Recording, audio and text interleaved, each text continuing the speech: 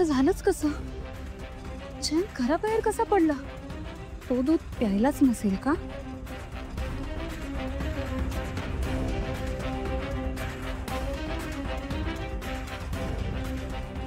जान्हवी तर परत घरी निघाली.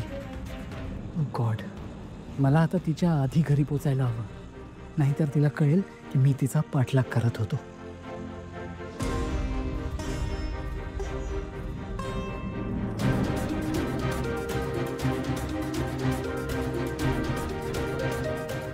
बस दादा बस, थांबवा इथे.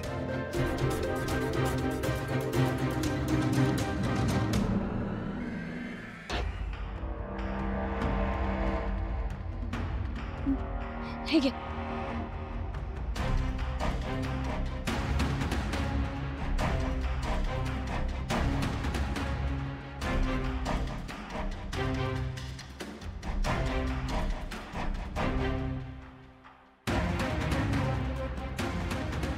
रिलॅक्स जानू, काहीही होणार नाहीये. जे ठरवलंय तेच बोल.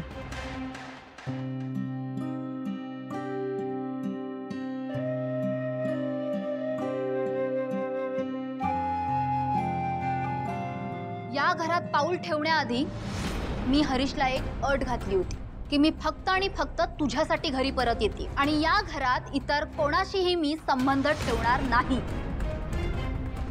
इतर कोणीही माझ्याशी बोलायचं नाही आणि माझ्या संसाराच्या मध्ये यायचं नाही. आजपासून या घरात मी आणि माझा संसार वेगळा असेल.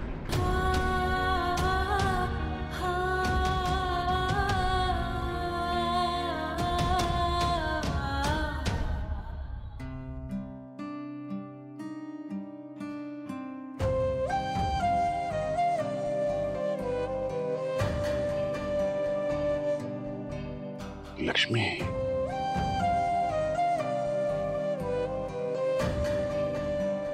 देवांकी किती परीक्षा पाहणार आपली. काल आपल्या काळजाचा तुकडा घराबाहेर पडला. बँकी बरोबर आपल्या सोन्यासारख्या आरतीला पण घराबाहेर पडावं लागलं. ते दुःख सोसतोय ना तर आजचा हा दिवस. आपल्या हरीशच्या मनात आत्महत्येचा विचार आला होता. ती धमकी देऊन त्याने सिंचनाला घरी परत आणलं आणि मुळात सिंचनाला घरी यायचंच नव्हतं. ती अटींसकट या घरात आली. हीच आहे का ती? तिच्या मनातलं आपल्याबद्दलचं प्रेम इतके पटकन कसं विरलं? घरात पाऊल ठेवताच घराचे 2 भाग केले ते. संतोषने थांबवायला हवं होतं, पण संतोष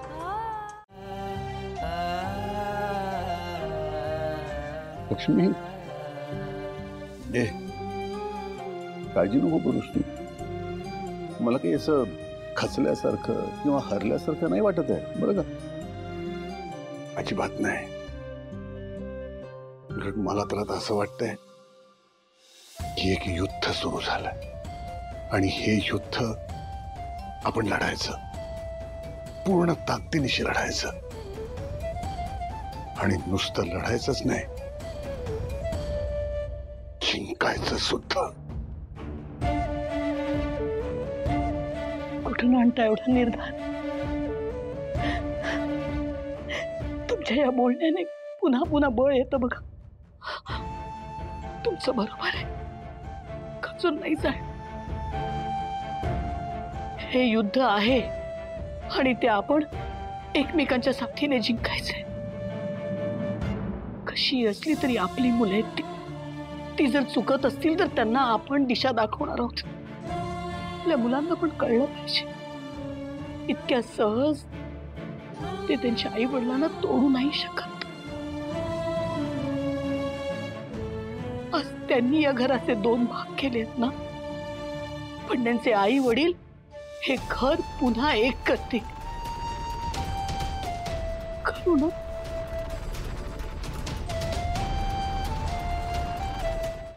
तुम्ही मांत्रिक आहात ना? म्हणजेच तुम्ही देवाचे दूत आहात असा दावा करता ना? हो. मग तुमच्यासाठी निखारे म्हणजे अगदी फुलाच्या पायघड्यांसारखेच असतील. म्हणजे काय म्हणायचंय नेमकं तुला? माझं इतकंच म्हणणं आहे की या सगळ्या अंधश्रद्धा आहेत आणि मी अशा अंधश्रद्धांना खतपाणी घालू शकत नाही किंवा त्याला पाठिंबाही देऊ शकत नाही. आणि कोणी जर का त्याला पाठिंबा देत असेल तर ते मी शांतपणे बघूही शकत नाही. असं म्हणजे तू मला विरोध करणार, घराण्यासाठी अग्निपरीक्षा देण्याचं टाळणार आहेस तू? नाही नाही, मी विरोध नाही करणार. मी ही अग्निपरीक्षा देणार, पण मी निखाऱ्यावरून तेव्हाच चालेल जेव्हा हे सिद्धी प्राप्त असणारे मांत्रिक त्या निखाऱ्यावरून चालतील.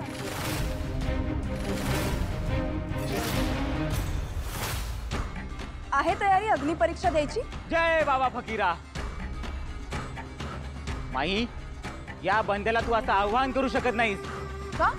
ए, आता तू जास्त बोललीस ना तर बघ हं. माई, हे बघायला बोलवलंस तू? तुझी सून तुझ्या हातात नाही. काय झालं? द्या अग्निपरीक्षा. मी पाप केलेलं नाही, माझा संबंध नाही. जय बाबा फकीरा. मी उपाय सुचवलाय, आता तो करायचा का नाही ते तुम्ही ठरवा. येतो मी. जय बाबा फकीरा.